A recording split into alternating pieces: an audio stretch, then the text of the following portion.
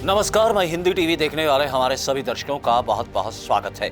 दोस्तों, हरियाणा के बीच कांग्रेसी कार्यकर्ताओं और कांग्रेसी नेताओं के साथ साथ कांग्रेसी समर्थकों का जोश जो है वो पूरे उफान पर है।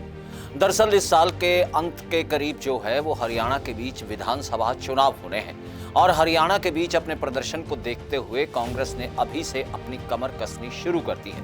दरअसल लोकसभा चुनाव के दौरान कांग्रेस ने 5 लोकसभा सीट जो हैं वो हरियाणा के बीच हासिल करते हुए अपना वोट प्रतिशत भी बढ़ाया है।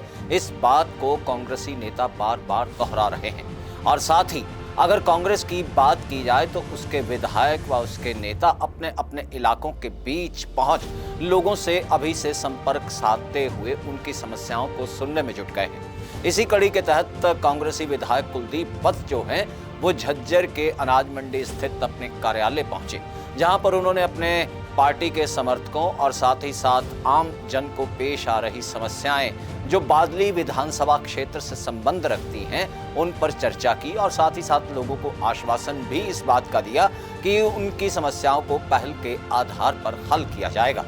लेकिन कहते हैं कि राजनीति के बीच आरोप और प्रत्यारोप का दौर तो हमेशा ही जारी रहता है।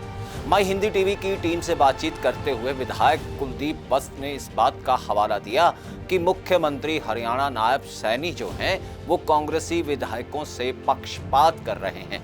दरअसल उनके मुताबिक नायब सैनी की ओर से घोषणा की गई थी कि भाजपा विधायकों को अपने अपने हलकों के बीच विकास करने के लिए और साथ ही साथ दूसरे जो जन कल्याण के कार्य हैं उनको निपटाने के लिए 20 करोड़ रुपए की राशि आवंटित की जाएगी। इस मौके पर कुलदीप वत्स जो कांग्रेसी विधायक हैं उन्होंने बातचीत करते हुए इस बात को लेकर नायब सैनी पर पक्षपात का आरोप मढ़ा और साथ ही कहा कि कांग्रेसी विधायकों की अनदेखी क्यों की जा रही है, उनके हलकों के विकास के लिए राशि की बात क्यों नहीं की जा रही। ये कहना था कांग्रेसी विधायक कुलदीप वत्स का।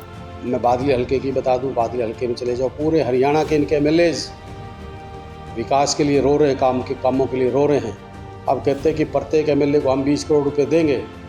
मैं नायब सिंह सैनी से पूछना चाहूँगा, उस 20 करोड़ में जो विपक्ष के एमएलए हैं उनका क्या कसूर है, क्यों नहीं उनके हल्के में भी आप देते? तो ये कहीं न कहीं घबराए हुए हैं और हरियाणा की जनता अब इनकी घोषणाओं में आने वाली है। वहीं बीपीएल परिवारों को आवंटित किए गए प्लॉटों को लेकर भी कुलदीप वत्स ने अपनी बात रखी और इस बात को दोहराया कि भाजपा जो है बीपीएल परिवारों को प्लॉट दिए जाने की बात कहकर महज नौटंकी करने में लगी है।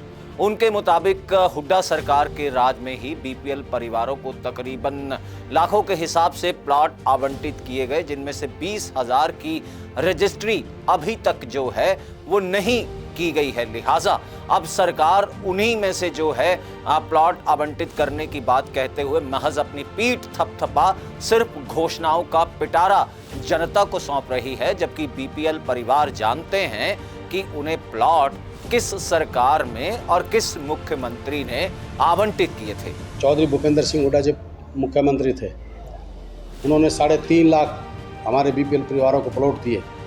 अब ये कह रहे हैं कि हम बीपीएल परिवारों को प्लॉट देंगे।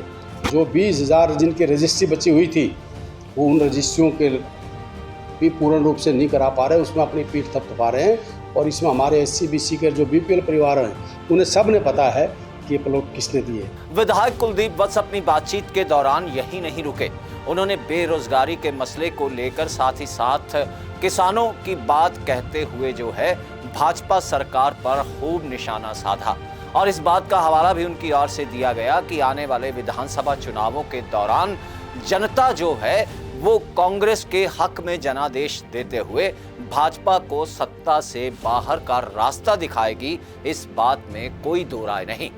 जहाँ रोजगार की बात करते हैं कि हम युवाओं को रोजगार देंगे, 9.5 साल जो जितना पेपर लीक इस बीजेपी के गवर्नमेंट में है पूरे देश में आज तक का रिकॉर्ड है, किसी के उसमें नहीं हुआ। किसान को इन्होंने पीटा, नौजवान को इन्होंने पीटा, खिलाड़ियों को इन्होंने पीटा, आंगनवाड़ी वर्कर को इन्होंने पीटा, सरपंचों को इन्होंने पीटा। मुझे ये बताओ, ये अहंकार के घोड़े पर सवार जो व्यक्ति थे इन्होंने किसको नहीं पीटा?